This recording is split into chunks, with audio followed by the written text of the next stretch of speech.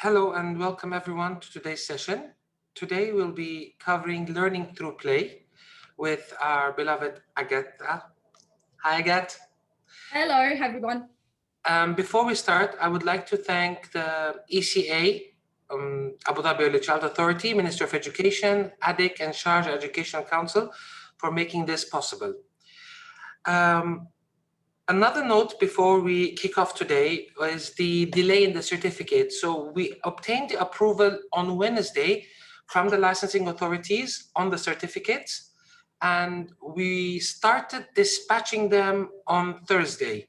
So hopefully, fingers crossed that we'd finish the first 3 weeks attendees getting certified this week, and then the rest for next week. I am sorry for the delay, but the licensing authorities have to approve before we send anything out. And now we can start today's session. Again, the floor is yours. Thank you very, very much. So I'd like to welcome everyone to today and thank you for taking some time out of your Saturday to join me. So we're going to do things slightly different today. My cue point is to ask Rafi to go to the next slide, which I'm going to do now. Please, Rafi, if we can move forward. Awesome. So today's session is going to be all about play and how important play is. So who am I? I'm Agatha Maturi. I've been working here in the UAE for over now 19 years, and I am passionate to inspire others. And this is what I do with my staff. I have to be honest, it's my first time of doing it to a bigger crowd, so bear with me. What I'd like you to keep in mind is that today is only 45 minutes to an hour long, and that is not much time to talk about the importance of play. So as much as I'm going to give you information and hopefully inspire you, you're going to have to walk away and go and search other things to do and how you're going to put it all together. So I'm going to give you a little snippet of what play is all about. So let's begin. Rafi, if you can go to this. Awesome. So what are the subjects we're going to cover today? We're going to cover the true value of play. What is play and why is play critical? How the environment supports children's creativity and imaginative play. Process over product. If these are familiar to you, that's great. If it's not, don't worry about it. We're going to cover it all in today's session. Introduce the value of role of loose parts. Some of you might have heard of that before. The observation of play in children, ideas for introducing creative play in your setting, provocations and invitations, which I'm sure you've heard about, but again, we're going to cover that today. Great, next slide, please. So let me just get onto my slide on my side. Excellent. So what does learning through play mean? Well, I literally typed it into Google and this is what it came up with. Learning through play is a term used in education to describe how a child can learn to make sense of the world around them. Through play, children can develop social and cognitive skills, mature emotionally, and gain the self-confidence required to engage in new experiences and environments. So in a nutshell, it's basically a child's career. That's what they need to do. Play is their work. Play is what they need to do to be able to open up all those development levels. Next. So we're going to start off with something that a lot of you probably know already, which is provocations and invitations. I don't particularly like the word provocation. I haven't found another word to replace it yet. So if you guys have ideas, I would love for you to share at the end. This is a term used in Reggio Emilia's work. And for those that are not aware of her work, please look her up. It's a particular pedagogy, and it is a very good pedagogy that you can get a lot of inspiration from. So these two terms are very close, but they are different. And they do get muddled up because there's just a fine line between a provocation and an invitation. Because nurseries in Dubai mainly cater to 4 and under, practically all of the activities we put together overlap between provocation and invitations. So please bear with me while I try to do my best to explain the two. So a provocation can come in many different forms. This is always intended to provoke thought, ideas, and actions that can help to expand on the thought, project, idea of the interest of the child. Provocations allow and encourage children to experiment the world for themselves through open-ended activities without being overly guided by a teacher or another adult, for example, a parent, while they're playing. So the idea behind provocations is to encourage children to think independently by encouraging their interests and the explorations of those interests. So what children are interested in, just let them explore it further. One of the most crucial aspects of provocation is that there is no wrong outcome of the provocation. So there is no, you need to let the child just get on with it. And whatever result comes about it, that's where it's gone. There's nothing wrong with it. Okay, that's really, really, really important. Next.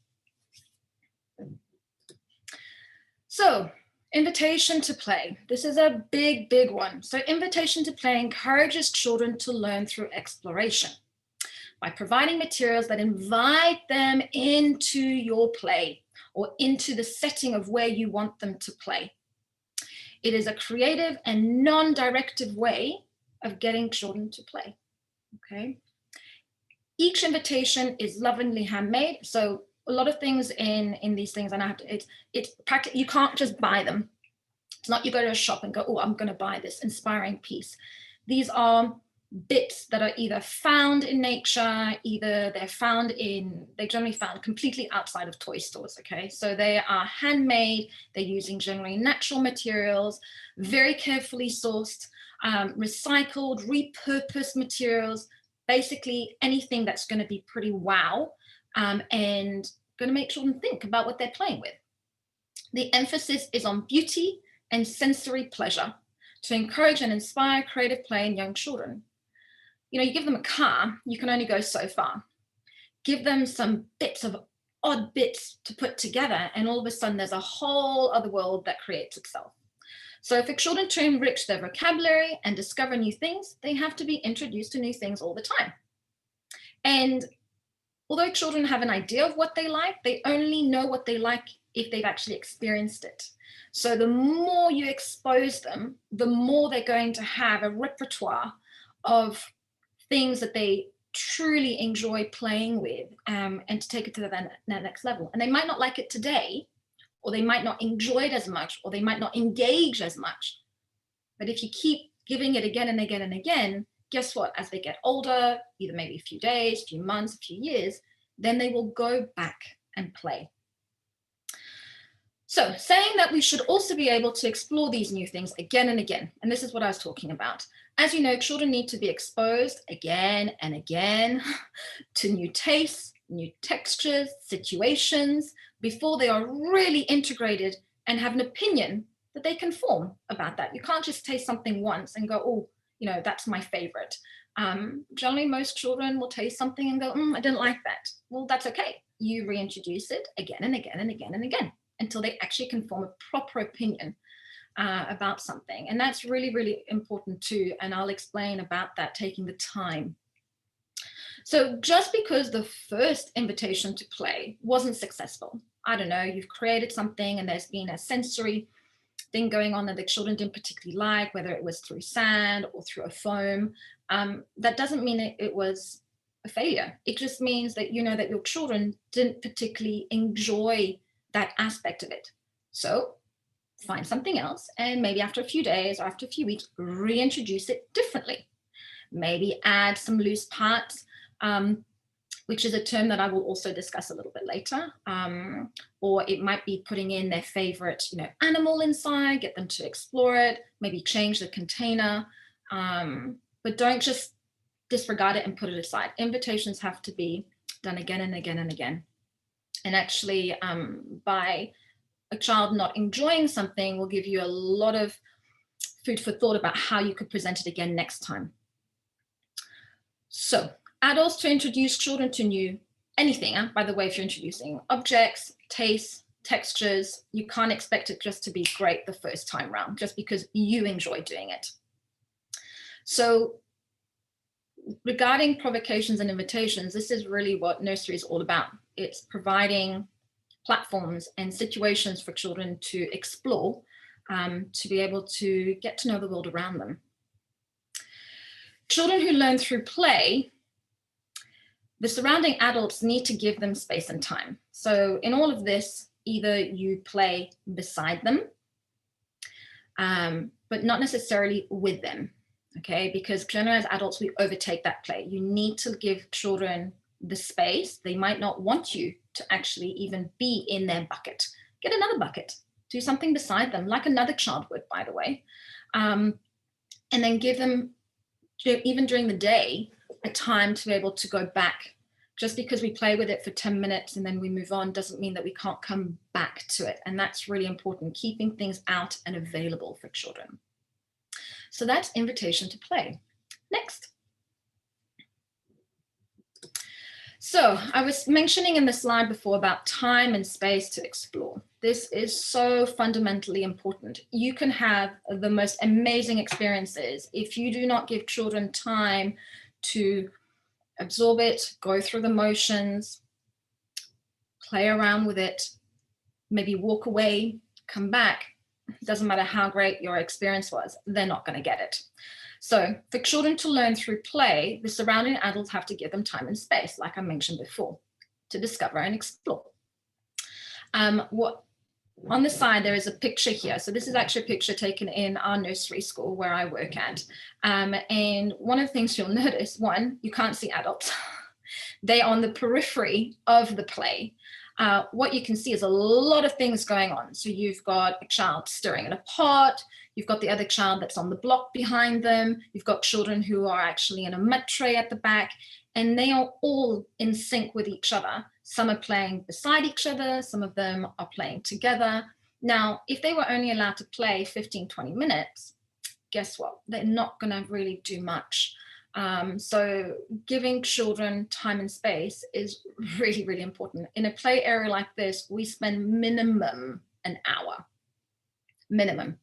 And teachers are allowed to extend that time because if they're fully engaged, you don't want to stop that going on, because you're going to have lots of things, vocabulary, you've got confidence going on there. It's by breaking that connection, you've just stopped a whole lot of learning happening. Next. So the importance of observation when children are playing. And this is from an adult point of view. Children instinctively if they're given that space and time, can play from a young age. If parents have involved themselves too much, then actually you will get 2, 3, 4-year-olds who actually don't know how to play and will expect you to lead that play for them because they've never done it on their own before. They've never been allowed. They've never had the time and space to be able to do that. So really the question here is knowing when is the time to engage or to step back as the adult, whether you're the parent or you're the teacher. So supporting children's development is always a balancing act. And as teachers, you know that, do I put too little, too much? Do I intervene at this particular time? Do I step back? And you're constantly doing this dance in your classrooms and even at home as a mum. How much structure, how much freedom, when to step in, when to step back, when to show, give guidance, when to tell, when to ask, when to listen to your children. So the key challenge is not how to teach creativity to children, but rather how to create a fertile environment in which their creativity will take root, grow, and flourish. And that is very different. So we don't teach creativity, you actually need to give them that space and time to develop that creativity, and that takes time. This is a whole other topic on its own, by the way, guys. I could talk about this for hours, so I'm just giving you a little snippet to get those little cogs working and just look at your activities differently. So like any skill, it takes time, research, practice, and knowledge. And there's always room to improve, including myself. I am constantly looking for articles, talks, people who inspire me to remind me about the basics. And sometimes we get a little bit too close and we need to take a little bit of a step back to realize that we can change things and make things better. Next. So here, there was a little video, which we don't have, so I'm going to describe it to you. And this was a video that I took within the nursery school. I personally did this video. So this slide is all about when documenting a child interrupts a child's play. And this was about, I don't know, 15 years ago, I did this video. And it's basically, you see, I was in the playroom with one of our teachers, and all of a sudden I see this little girl at the end of the playroom, so we were indoors, looking into a mirror, completely engrossed with herself, singing quietly, but you could see her lips moving, and she was in full view in this mirror and really enjoying. She had a baby in her arm, and I was like, oh, I need to document this. Straight away, pulled our iPod out, started filming, and then all of a sudden, within 2 minutes into the video, this child now has made eye contact with me from within the mirror. So she can see me through the mirror, and I'm standing meters away, and she makes eye contact with me, and all of a sudden she just stops and very slowly puts the baby down and starts walking away from the mirror. And my heart just sank. Here I was getting something incredible on video for her parents to see. And I completely ruined that moment for her. She stopped playing. And so this is where I want to talk about, there is this need as either your nurseries or yourself have this need to document everything. And a very easy way of doing that is taking a pen and paper, taking a video, but actually, what are we doing? When we take that pen and paper, we're actually removing ourselves from those children. When we're taking a video, we're actually, again, removing ourselves. And in this particular case, most children don't like to be videoed. And I ruined that for her. It took her another 10 to 15 minutes before she went round the playroom, didn't play, just observing me. I had to really make an effort to get back into a conversation, play with other children. And then she slowly made her way back in front of the mirror, picked up the baby, watched me a few times in her peripheral vision before she started playing again. And that was a really big moment for me to realize that actually who are we documenting for? We know our children. I could have just explained that to the mum, and that would have just been enough. I didn't have to have video proof of showing her what her child was doing. So I'm just looking at my notes here to make sure, because it's such a profound thing that to not make documenting take over your teaching. Documenting doesn't prove that you're an amazing teacher. Documenting your children doesn't mean that you're better or worse. It really doesn't. You really need to pay attention and make sure that you need to document, don't get me wrong, you do need to, but we really need to be mindful about how we're doing it, when we're doing it, and if it's stepping onto children's play, then like what happened to me, never will do that again. So again, just a little bit of food for thought. Maybe this happened to you, maybe it hasn't yet, maybe it'll give you an idea, maybe you haven't noticed, but really it's a big thing, so just be mindful about that. Next. So the power of creative environments. This is a big one, guys, okay? Supports children's creativity and imagination. So before I even go there, something that's come up, which I didn't put into the slideshow, but I've been really researching, is as a teacher, you don't need the Play-Doh, you don't need the paint, you don't need all those extra things. You as a person should be engaging enough and interesting enough to keep children engaged. All the extra bits that come around, loose parts, environments, all of that is bonus. So one of the things that I really talk to my staff all the time is to make them think, if you step back and I stripped away everything, are you hiding behind activities as a teacher? Are they the ones shining for you? Or are you actually using your environment to the best of its ability to get the most for your children and not as a stage for you to practice your teaching on. And that's a big one. So I actually want to do a workshop all about that. So yeah, watch this space. So a good early childhood environment meets the child's basic needs and supports and encourages children to engage in activities and implement the program's curriculum. Yes, we all agree on that. We have environments. Now, how about we have environments that could inspire more? So further, the environment is designed to enable educators to facilitate the optimum learning for their children. I don't know if you can see this picture right here, but if you'll notice, there is a lot of handmade things. Apart from the domes that the children are on,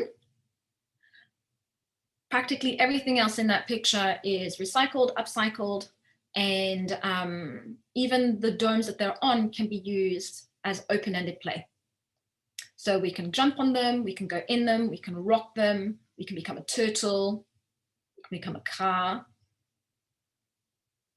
we can swing in them. So there's motor development going on there, there's spatial awareness going on there.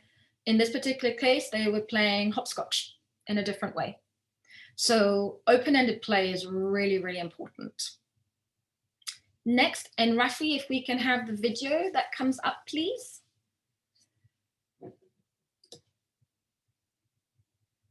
So I'm going to share with you a video. It's not very long, but it's very profound, and I will share his name at the end in the notes. And I really strongly advise you to research this gentleman if you haven't done so already. He is an incredible speaker. Oh, no, not yes, the other one. The one that's a video for afterwards that we will see, who's also a great gentleman, which was on Risky Play. And what you're going to see is only a snippet of, I think, a 2-hour interview that he made. But it really touched me, and it's something I show my teachers every year to remind them. Yes, this one. Thank you, Rafi. Kids are sources of chaos and disorder. Get over that fact. I was in Central Park, and it had rained a little earlier, so there were puddles in some of the walkways. I saw a woman walking with her kid. The kid has galoshes on and a raincoat on, and there's this big, juicy, muddy puddle right there. I said, please let the kid jump in the puddle. You know the kid wants to jump in the puddle. The kid is like 3 or 4. And what does the mother do? Pulls the kid around to prevent that from happening. That was a bit of curiosity in that moment that was extinguished. Gone. Kids are sources of chaos and disorder. Get over that fact. And where does the disorder come from? It's because they are experimenting with their environment. Everything is new to them. Everything. You splash the water, there's mud, it's fun. You get to see the cause and effect of a force, downward force operating on a fluid. You don't have kids with the intent of retaining a clean house. These are non-commensurate goals. People ask about raising their kids. They ask about education. So I can just tell you that what has to change with our kids, curiosity, provided it does not kill them. If it meant we had extra work, I would do that extra work. And on the other side of that is school should, as a minimum, preserve that curiosity for you. When you come down the steps on the last day of school, you should be sad that school is over, not happy, saying, gee, I got to go 2 or 3 months without learning anything?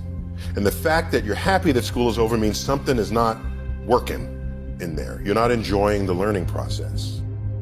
If Einstein were here and we're talking with Einstein, we could talk to him for hours and hours and hours. You know what question will never come out of our mouths? Is, what college did you go to? I want to go to that same college. I bet most of your people who've sat in this chair, it's not about what college they went to. It's about their own initiative, their own ambitions, their own curiosity. That is not taught in school, sadly. School, they view you as this empty vessel that they pour information in. You test it over here, you get a high grade, you're praised. Is that who become the shakers and movers of the world? I don't think so.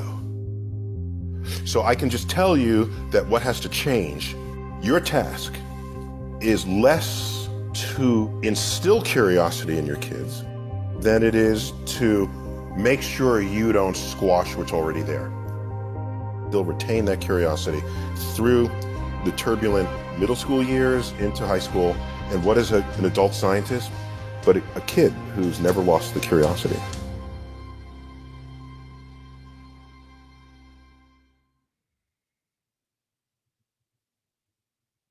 How cool was that video? And again, just a snippet of his interview. And he has many, many inspiring videos. I mean, it's just watching that again, I never get tired of it. It's just pretty incredible. And like I said, if you don't know him, I will share his information at the end. And share it with as many people as you can. Share it with your parents for them to realize, you know, when children are born, we're not given a manual of how to do things. And as educators, it's your responsibility to guide parents, to show them the right way. You know, there's so many wrong ways of doing it, and so little right ways, because we've just been educated that way. And we are responsible to make that change for our children. And although we are very lucky to be in Dubai, and a lot of families are very, privileged to send their children to private nurseries, how about we actually make sure that when they're in nursery, that's what they get, day in and day out. There was the most profound thing that I heard over the summer, and it was to say, imagine that every day is that child's first and last day in nursery. And if it's their first and last day, what do you want them to walk away with? You want them to be, think about it. What do you want them to take away at the end of the day? And that really changes things when we get into that mundane routine and we're going, oh, well, I'm going to do this again for the third time, or I've planned it this way this week, and that's what I'm going to stick to. To that particular child, is that working for them? Does it work for, does it work for most of your children? Okay, it works for most of your children. Does it work for everyone? We constantly, again, that balancing act of making sure that you are catering for every single child in your classroom. I mean, at the moment, our bubbles are very, very small. We're looking at 8 and 10. That's not many. And if you're going to get it right now, so that when you go back up to your normal numbers, whatever numbers those are, you are going to be catering to all those children, all their needs, all their curiosity, all their interests. Next. So here we have, I can't see what the title is. Actually, there is no title, it's a picture. So my screen and Rafi's screen are slightly different. So again, so we have a picture here, no adults. Where the adults on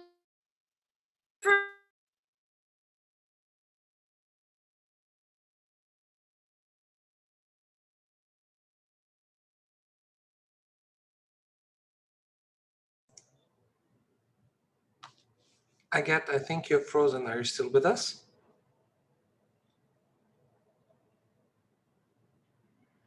children explore.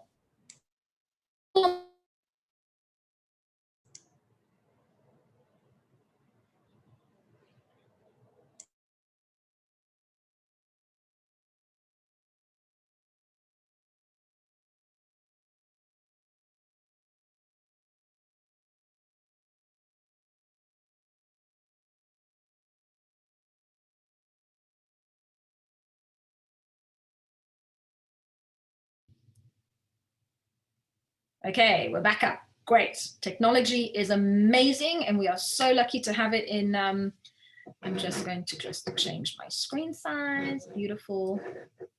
So it's, again, and I'm doing a lot of repeating, because guess what? By repeating, we learn again and again and again and again. So so I've written here, you'll notice that these toddlers have no need for adult interference. Yeah? They don't need you at that particular moment when they're playing. Now, you might be bored, but that's your job. It's not theirs. They don't need to be concerned with what you're doing. But if you're bored and you don't know what you're doing with yourself, then you need to ask yourself the question, what are you doing? And I take a pause there, because a lot of us think that to keep our jobs or to be good teachers, we need to prove where our worth is. Well, how about just sometimes knowing that observing your children and watching them is your job? That just because you're not, and it's not standing, it's sitting on the floor in that space, because at the end of the day, you are a security for these children. These children are not left on their own to play on their own. This is not what this is about. This is about parents, adults, and teachers stepping away and just being there, attentive. If anything goes wrong, you never know, the block might fall and hit the child on the shoulder, or on the cheek, okay? But we're not there to stop the play. Apart from if it's a risk to their health. But let's be honest, children can fall, they get back up, they have a scraped knee, it's okay. And it's taking that moment that it's okay to observe, to move around, to play yourself, obviously still watching the children, but it's okay. And I wrote something down again about what the gentleman said before, about who are our shakers and movers of the world. Teachers are shakers and movers of the world. Well, they should be anyway. So yeah, keep that food for thought. Next. So here we've got another video. So taking what I was saying earlier about letting children play comes right into the topic of risky play, or what we like to call adventurous play. Because the moment you put risky, there's massive alarm bells that go off for parents. But adventurous play, and this gentleman says it just the way it needs to be. So I will let him use his words to, if you don't already do it, to convince you that this is the way it needs to go. So let's see when that comes up. And you'll notice that these are gentlemen I chose. There are lots of women out there who are amazing speakers, but I chose men because there are some brilliant men out there who are part of the early childhood education. So when it comes to risk, we've got to be exposed to risk. The more risk a child is exposed to and can manage, the more the child learns to take care of themselves. So just imagine, especially in those early years where we do have a tendency to hold that toddler close or that young child close, these are the framing and the most important years where a child has to be exposed to risk. We're trying to teach them everything they're going to apply to the world. So as a quick overview, the reason why we want a child to manage risk is it means accomplishment. When they seek a challenge and they tackle it and they're not interrupted by a parent predominantly, it means they can achieve that task, or not even the task, just achieve that goal. Like for example, if a child was to come up to this log I'm sitting on, some child with their physical competency, all they'll want to do is get up to this bottom run, and that will be fulfilling to them. Other children will be like, well, I want to climb up on here, and I want to run on it, and I want to jump on it. And it's whatever that child is physically capable of is what they'll sway towards. So we've got an amazing inbuilt safety system, and children have it. If we're not feeling physically competent, or we don't have the physical capacity, our brain won't give us the cue to explore it. The only time where that is overridden is when we dictate that play. We tell them to go climb here and get over that. So if a child's doing it independently, it means they're physically capable. So let that give you confidence. So again, this was quite a long interview that's given us a little snippet. But what did he say? The child can physically do it. Why are we stopping them? They will not go further than their physical capacity unless mom or teacher pulls out their hand and takes their hand. And then all of a sudden, they're not actually using what, like he was saying, what their brain is telling them to do, that this is how far I can go. I'm now going to go further. And then guess what? They've gone further than what they're capable of doing. And that's when they get stuck. And that's when they rely on the adults around them to give them that confidence to go on things. Whilst if we didn't interrupt them, so if you think, and this is earlier, guys, this is when they're really small, crawling, rolling over. This is what it's all about. You're not making them roll over on glass, okay? You're creating a safe environment for them to roll over. Will their little arm get stuck sometimes? Will their little head get bumped on the floor? Yes, but that's part of their development, okay? When they're crawling, children love stairs, okay? Now, as adults, what do? We put a gate at the top and generally at the bottom of the stairs because children find it very, very easy to go up the stairs. Yeah, they crawl, they go, and they get to a certain height. And as parents, we think it's really cool, so we might get them to crawl all the way up. But what we don't do is we teach them how to get back down. And that's a lot harder to actually reverse the crawl. So then what happens is we just stop them from crawling up the stairs altogether, but we've missed a massive, massive opportunity of learning there. Now, I'm not saying that you don't put gates, okay? That's not what I'm saying. I'm not saying that you shouldn't know where your child is. Absolutely, there must always be an adult with that child. But what if instead of stopping them, we actually taught them something new? I know that when my son was little, we had a massive staircase. And he went up 3-4 steps and he didn't go any higher and he sat on the step and he waited. And I could have just intervened, told him, let's get right back down. But we waited and he got a little bit uncomfortable and he's like, and he went to go slightly higher, wasn't comfortable to go any higher. And again, all I did was observe. So if anything happened, I was there. And about 3-4 minutes in, he then finally figured out on his own how to get back down. Now, if he was trying to wiggle his way back down, for example, you can either go, there's different ways of doing it, but some ways are safer than others, then that's when the adult can then intervene and go, well, actually, here, how about you do it this way? And that's really the only time that the adult should be intervening in that. Because then after that, my son could go up and down those stairs, no problem. I still had gates, okay? But then we also implemented rules. And he knew that he wasn't allowed to go up the stairs if I wasn't there. Okay, and that's discipline, which is a whole other topic of its own. Next.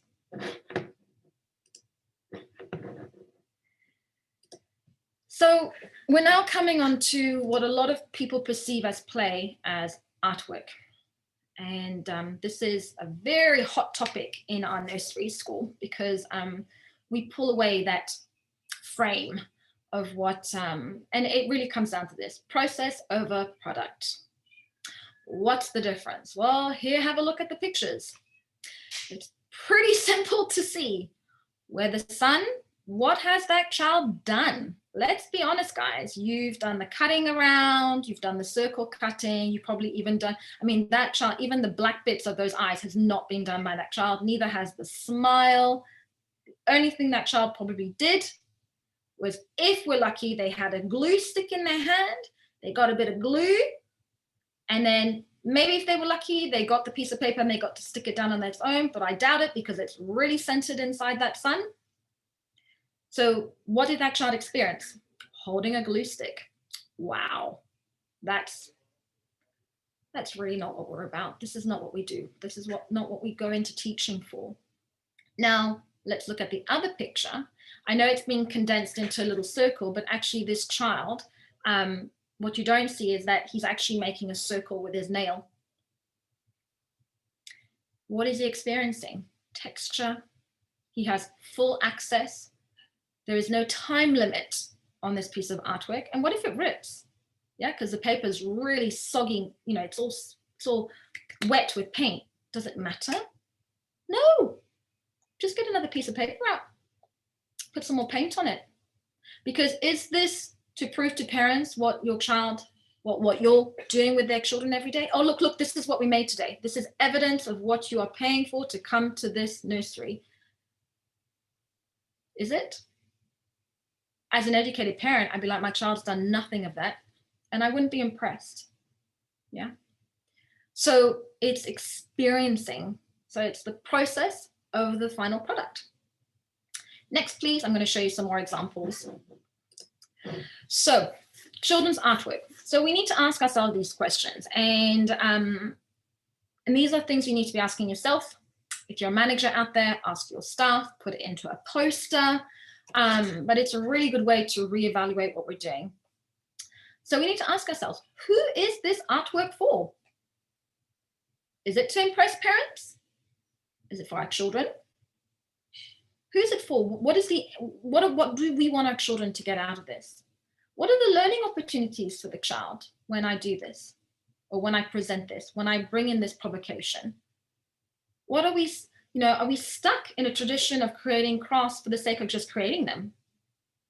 And some parents, they ask for this, and that's where as educators, we need to educate them and say, actually, this is not what it's about. And that's tough when you've got a parent who thinks that, the sun that's all cut up is, that's, my child doing something amazing. It's not. And we need to break down those walls. Do you need to educate your team and parents about stopping product-based activities? I know we did. And it takes a while, and you need to, because a lot of teachers have either been in nurseries who have done product over process, and we have to unwind that, and it takes time, but it's absolutely doable, and that's what we do day in and day out. We don't do artwork at our nursery school, or very little of it anyway, because it's the experience, not the end product. So before, I've taken away their whole ability of doing artwork to force them to go into experiencing, give children experiences. And now we are now reintroducing that they can do an end product if they've asked themselves all those questions. What is the child getting out of it? So do you need to get off the conveyor belt of the process? Because that's what we do, we get into the, well, we did a camel today, and then we did a toucan tomorrow, and then, we've got a topic, and this is what I need to be doing. Let's get out of that now, because your children are not getting the best of you with that. And can you make a change? Can you? Can you make a change just in your bubble? If you're a manager, can you make a change and a ripple effect within your nursery school? Of course you can. That's what we're here for, because we change all the time, and we have to. Next. So product. And for those who know, it's reinforcing what you already know. And for those who are experiencing this for the first time, I hope that this is inspiring you. So what is a product? So the educator has already created a sample that we're going to follow. Template. Get rid of them. Get rid of templates. You don't need templates. Templates are they box in creativity. Now I can see there's just a glitch in just the writing. It's the question mark replaces the F. So with a finished product in mind, that's a product. Educator fixes mistakes or repositions item. Let's say you're doing faces. Oh, no, the eye doesn't go down here, honey. It goes up here, and you move things around. Whoa, whoa, whoa, what are we doing here? That's not what we're doing. We don't start moving around children's. Our idea of a face as an adult is very different from a child's perspective. It's not wrong. Guess what? You don't have 5 and 6 and 7-year-olds not knowing where their eyes are. Okay, so you really need to think about not stopping them and correcting their work. As an adult, there's nothing worse than having someone go, actually, you didn't do that right. Let's just move that around. You need to learn from your mistakes. And is it a mistake to put the eye down here when you're 1? Not really, guys. That's not what it's all about. And actually, is that the appropriate activity that you should be doing with a 1-year-old or a 2-year-old or a 3-year-old? All artwork looks the same when completed. Isn't it amazing? You walk in and there's 15 dinosaurs, all the same. How boring is that? You clearly know the children haven't done any of it. Yeah? So if this is what you have in your classroom, start thinking, how do I change it? Make little steps. Give them different paint to paint their dinosaur in. Give them choices, not too many. How about maybe they tear some paper instead of having pre-cut, triangles to make the scales on the dinosaur. Think about how you can break it down. Or how about you just don't make the dinosaur at all and do an activity where you've got dinosaurs and they can play with them. They could even paint the plastic dinosaurs potentially. They're going to get so much more out of that than doing that 2D artwork. Set resources are given to the child to use. That's it. That's what you're using. That's how you're doing your artwork. Yeah, I'm sure this is happening to many. This used to happen at my nursery too, huh? Okay, until we made a change. The whole class creates the same item. Again, they all look the same. The schedule is planned. We have to get them completed now. This is what we do. Tick list done. Dinosaurs are done for today. What if a child doesn't want to do it? What if a child is not ready to do it at that time? Do you do it for them? Do you give them another chance during the day or maybe the next day? Yeah, these are all questions you need to start asking yourself. Pre-cut circle shapes for the child to position. Oh, they're great, huh? You spend more time cutting them out than the child actually using them. And that's something else. If it takes you longer to prepare something than the child actually playing with it, then there's something very wrong with what you're doing. Think about it again. This is not an activity for adults. This is an activity for children. It's an experience. What are they getting out of it? Handprints, footprints, and cut out by adults. Okay, there is a mixed feeling about this one. Handprints are lovely. They're a wonderful souvenir. But let's be honest, that child does not have, there is nothing for the child in that, okay? It's not like you're letting that child put their own hand in the paint and then you're putting it down. Let's be honest, what are you doing? You take the hand, you hold it, you paint it to get just the right amount of paint, and then you position, don't move, don't move, don't move, and then you push it down, and then you get that perfect print. What did the child get out of it? Zero. So handprints and footprints, as much as parents love them, maybe do that one if you want to for the first one, and then let them go wild. Take that piece of paper away, give them another piece of paper, or no paper at all. How about just putting some plastic down? Why does there have to be evidence of what they've done? And then let them just tap it as many times as you want. And guess what? There'll be no prints left, correct? You'll just have a big blob of paint. But that child got more out of that experience than the one of just getting that perfect little handprint for mum and dad for Mother's Day or for Valentine's Day. No, it's a very adult perception. It's the conveyor belt of children to complete and take part. Okay, next, come, Eleanor, it's your turn now. Boop, boop, boop, boop, boop. You put it all over. Okay, Mark, it's your turn now. What are they getting out of it? Ask yourself those questions. So product versus, next please, Rafi. Process. So what is process? Process is there is no sample for the child to follow. There's no step-by-step direction. So we're going to start by gluing the eye, then we're going to glue this, then we're, no. There are no fixed results. There's no template. There's no right or wrong way to complete the task. The artwork is unique to the child, following their own unique learning style through their thoughts and ideas. The experience is based on individual choice.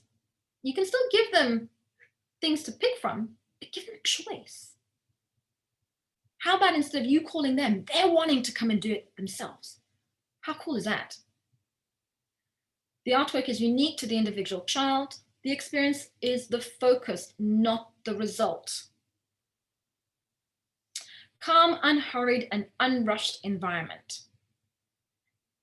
It's tough, I know, because a lot of us are on a strict schedule. And that's probably the biggest thing for teachers or managers to change, because a schedule means I know what that teacher is doing in that amount of time. We need to start breaking that. Child-led activities. What are the children interested in? Entirely the child's own artwork. So they're all different because no two children are the same. Children can make their own choices.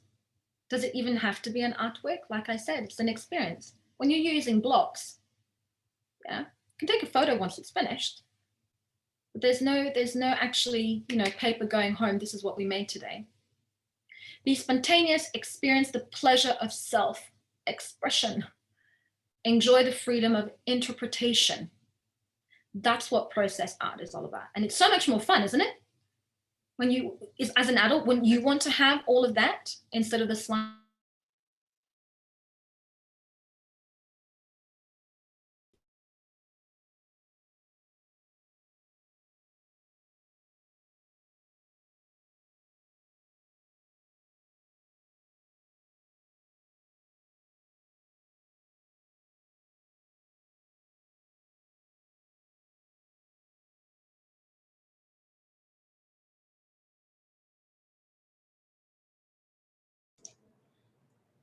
Sorry, guys, I think we're experiencing the same issue. I'm trying to get connected again. Just be patient with us, please.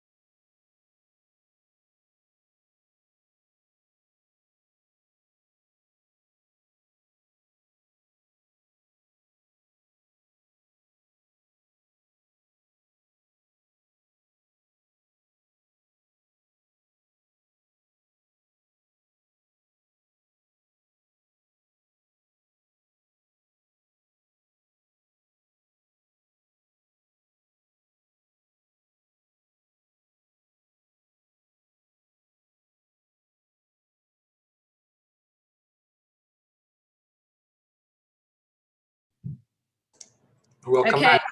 Yes, thank you. So sorry. Again, technology is great to a point. So let's get cracking. And here we have, okay, so can you make a change? Yes, you can. Of course you can make a change. Allow your youngest children to have the freedom to create their own creations and artwork. In an unhurried world, give them the time and space, okay? And just let them get on with it. Really, it is so liberating. Allow our children this time to follow their own learning styles. How cool would that be, that we actually let children dictate how they need to get us to interact with them, to think for themselves. They don't have to, you know, there's that horrible thing about a child going, oh, you know, let's draw a forest. And the first thing the child goes, well, can you show me how to draw a tree? You know, that's when you know things have not gone well before. To create artwork, which is, oh, Rafi, could you go to the next slide? Sorry, I've just noticed we're still on the first one. There you go, next one. There we go, so you can make a change. So this picture is a very small snippet. Basically, we let the children just paint with leaves, and there was dried petals, and they had, and it's just this massive, gigantic piece of paper. And they were on that for a good 45 minutes. And again, some children played for 5 minutes, walked away, came back. Others did a full 45 minutes. Every child is different. And it was quite extraordinary to see them interacting. Children who at first didn't want to touch with their fingers, others wanted to brush. So we gave them lots of different ways to interact and have this experience. Stop pushing them into a box. Yeah, this is what it's all about. And to conform to the product that's all exactly the same. So going back to that dinosaur template, that's not what we're about. Allow our children the opportunities to express themselves without direction or comment or judgment. Who are we to judge? This is not what our role is. Our role is to guide, not judge. Our children are researchers in their own learning and not empty vessels to be led with our own perception of our ideas and our adult thinking. And that's a really hard thing to do as a mum, as a dad, as a teacher. So let's teach our children through their heart, mind, and body. And let's have a look at some examples. Rafi, next, please. So here, product versus process versus product. So in the picture there, you see there's a little head. What you don't see, it's actually a template of a child's face, which is empty. And then you would, you know, you'd say, oh, can you draw the eyes, the nose? Oh, I just want to kill myself when I see that. There is no creativity there. Versus same goal, we're drawing, you know, we're going to do people. We have over here, we've got a template, which is round. Oh, you know, they have a limitation. We gave them loads of bits, so loose parts, and we said, make a funny face. And that's what the children are doing with sticks, rocks, pieces of string. And this kept them busy for so much longer. Plus the fact that these children really shouldn't really have a pencil in their hand yet, because they're still exploring all the muscles in their fingers and in their forearm that's attached to their arm. And it's still, they still had to make So it took them time. They can see what their friends are doing. Oh, that's how you're making that. So process over product. Now, the teacher could take a picture and that could be shared with parents, but there's no actual piece of paper going home.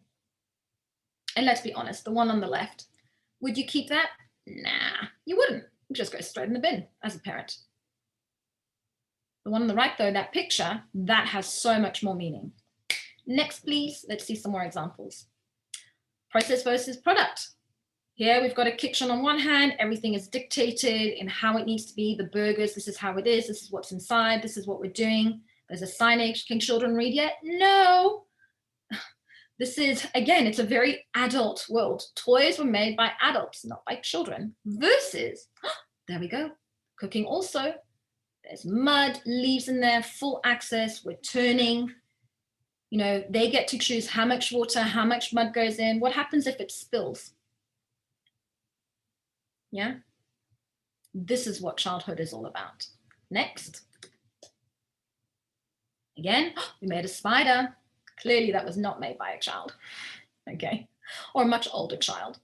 Versus, this was before COVID, where our children didn't have to do social distancing. And these children are FS1, and their exercise, they had all the little bits of color that you see. Our legs have been cut off, but they made a giant spider as a group. And the evidence was this picture. But what she also did, she had the camera in a corner and she did a fast track camera showing how the children actually figured out, because that's also interesting. Did they start with the body? Did they start doing the legs first? And the children figured it out. And that took them a good 25 minutes to do. Who led? Who was following? Who was listening? And as teachers, this teacher got a lot out of observing the children who didn't want to participate at first, who sat on the side, just wanted to watch. You know, some children took about a good 15 minutes to warm up to the activity. This is what process over product is. Next, let's do another one. So here, the little picture on the left, it's a template, square template, and it says, draw the view. Okay, well, there's so much you can do, and it's pretty hard. Even as an adult, you'd struggle to put all of that in such a small piece of paper. Versus, put a piece of paper underneath your tables, and do it with the children, by the way, okay? You actually put paper underneath with the children so they know they're not just scribbling under a table. There's a process, and then go and color with them. It is such a fun activity to do. Draw your view. Again, process over product. Next. So we talked about loose parts. I'm going to start speeding up because I know that I'm going to step over a little bit on time. So this is a term you might be familiar with or not. If you're not, oh, I'm so jealous. You're going to discover something pretty awesome. So loose parts, what is it? They are materials that can be moved around a room, can be small or big, and there is endless possibilities. So open-ended play. So why loose parts? Next.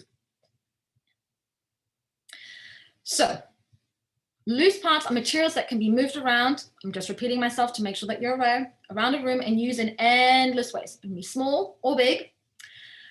The versatility of these materials provide children with virtually endless ways to create. They can get access to a variety of transient materials during play, and exploration aids for the following. Going back to your curriculum. So concentration, problem solving, creativity, mathematical thinking, language, spatial awareness, fine and gross motor development, hand and eye coordination, social and emotional development. So here the picture on the right, it's big loose parts. Yeah. Again, you don't see any adults participating. They're on the sidelines. Was that piece of wood heavy for one child to carry? Was there two children to carry? Ideally, it would have been older children who might have been in the playground before and maybe set it up the way they wanted to, and then the younger child is exploring that. Yeah. Then you have the pieces of wood underneath. There's containers on the side that you don't see. She didn't have to walk on the plank and do gross motor. She could have just gone in and started scooping up the wood chips. It's open-ended. It's a kitchen, it's a drive-through, it's, you know, it's your living room. It could be it just becomes anything you want it to be. And that's what Loose Parts does for children. Next. So this is in our nursery school. So Loose Parts could be, so what do we have here? So we've got, this little girl is playing with wooden napkin rings, which is the little oval things on the top. Cork blocks. So that's the only thing that we bought that's actually made for children, by the way. Okay. Rocks, find them anywhere. And then the long, I was going to say the rope thing at the bottom is actually a dog chew toy that we found in a pet store. A lot of the products we have in our nursery does not come from toy shops. I haven't walked in a toy store in years and years and years. That is not where you find Loose Parts. And then we've got a plexiglass from IKEA on the bottom, which are very difficult to break. So again, there's just a different way of seeing things, which is really cool. Next. So this is outside, again, in our nursery school. So what do we have? We've got cardboard egg boxes. Free, guys. You don't need to buy them, okay? Need to replace them often, yes. But again, you're upcycling. There's a dog water bowl, which is the metal thing. Dog water bowls are great because they've got a really wide base, so they're super stable. Traditional palm mats, that you find them in the souk. Dried lemons, that was from Global Village, and they last forever. Be really mindful with food. I have to say food is a great way to teach, but again, that's another workshop on its own, but we need to be mindful with food. There's coconuts, again, they last for a really long time. Lovely texture. They've got weight to them, which is also really nice. Lazy Susan swivel board. So it's that wooden board in the middle, which moves around. And then we've got storytelling rocks. And what we've done is we've got rocks and we've actually glued different characters on them. So we've actually got children who are doing different things. Some of them were actually using them as loose parts. Others were actually telling a story. But there's so much going on this table. And nothing was bought in a toy store. Next. Another example. So here we've got huge baskets, which is covered in that material, which is like a leopard. But those baskets, children go in them, under them, pull them around the playgrounds. They're amazing. You get them from any furniture store. Then we've got the balancing bowls that I was showing you before. So again, open-ended play. In this particular case, we were balancing these cardboard tubes that you can get down in Beau Dubai from the material shops. And the children were pushing either cars or little balls. Some of them got stuck, so that they actually had to figure out what fit, what didn't, and then it would land in the bowl, and then there would be a balancing thing. So some children were there to hold the tube, others were there to throw it down, others were there to collect. And as you can see, there's a lot of children involved in this activity. Very little was bought. Next. So this is not a picture from our nursery school. I took this online, and I know that for a lot of people, this is quite, there's a lot going on there. This is not something I would put in our nursery school. We can't really permit our children to get that far into messy play, which is a real shame. We do it differently though, with things that are easier. Flour is a bit of a pain, but I really wanted to have a shock effect in this to say that if you've got your children at home, why not? Really? Just find alternatives in nursery. But this particular, the language that comes out of it, squish, splash, soft, smear, powdery, dry, wet, ooze, white. Those are really good vocabulary words. And that's what comes with open-ended play and sensory play. So as the adult, you can be inputting those words. You could be playing with it. That child is experiencing those words. And that's where messy play comes from. So again, I've taken it off the net. Making a mess is great because we know the benefits of messy play far outweigh the necessary cleanup. Okay. Now I can understand with the class of 10, you can't let all your children get all flowery, but you can do it with other products. For example, with soil. Soil, you just literally wipe it off. It's super easy.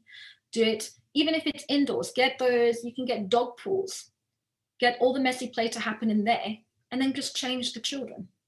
There are ways to get around it to make the cleaning process quicker with an environment where there are many children, okay? Remember, they can feel, smell, see, and sometimes even taste the consequences of their messy activity. because they use their whole body, guys. You know that. Next. We're nearly at the end. So here I was just showing examples of messy play. So it's a lot more contained. But for example, here we've got the top left end, we've got the doggy pool, which is the blue pool, and children are playing with heuristic toys. So heuristic play, for those who don't know, it's anything that is with items from your household. So everything in there are not toys. They're actually coffee pots, Arabic coffee pots. There's, tins, and they're playing with colored rice. Again, coming back to food, this rice has been dipped in vinegar and with powdered paint, and it can last you years. It will not rot. It will not have mold unless you wet it. But if you air it out, it self-cleans itself because of the vinegar. So there's no bacteria that grows on it, and weevils won't get into it either. Okay. But then the child on the right, total freedom of how she wants to paint. There are no rules. She could have either done it with her hands, with a paintbrush, standing. Why sit? They can stand also. Little ones actually find it easier when they're standing, okay? Then at the bottom, this is a little bit more structured. Every child had their own paper. They're sitting, okay? They were given ice cubes, but then they were let to explore how to use their ice cubes. If they wanted to push it around with their hands, with a stick. And then on the right, we've got a water play there. Every child can decide how they want to touch the water. These are all messy play activities that are totally doable. This is what we do in our nursery school with many, many, many more. Next. So this picture, you can't see, I've actually got 3 pictures, and it was showing you different ways of how the mud is used. So we've got one child who doesn't want to touch it. She's using a spoon. The other child was very happy to put his hands in it and then put it through. And then the last children, and it's not in the slide, you actually children working together. Some are pouring water, some are putting the mud in. So every child, same element, are all using it differently, and it's all messy play. Next. So these are, it is what it is. Things little ones would love for us to know. When I show you something I have found, regardless of how small or simple, please respond with enthusiasm and interest, because I've chosen to share my discovery with you. These are the moments your children remember, okay? Or if you discover something and call them over and see this tiny little ant walking somewhere, these are precious, precious, precious moments. If you ignore that, that child will not come back and see you. Next. So this is our last slide before we end off. So again, things that children would love for you to know. I don't need expensive toys to play with. What I need most is plenty of time to play. Can you please give that? And I'm going to end it off on there.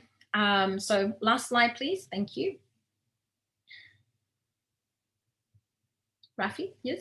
Thank you very much, Agathe. It was a lovely presentation. Thank you everyone for joining us today. In regards to the questions that we're receiving about the certificates, as said in the beginning of the presentation, we just got the approvals to release the certificates on Wednesday, and we are working on them. Hopefully that the first 2 batches would go out this week, and we'll keep you updated if there's any change on that. Thank you for joining us, and again, thank you for your time. I'm welcome, and I hope I've inspired you to go and explore. Have a great day. Thank you. Goodbye.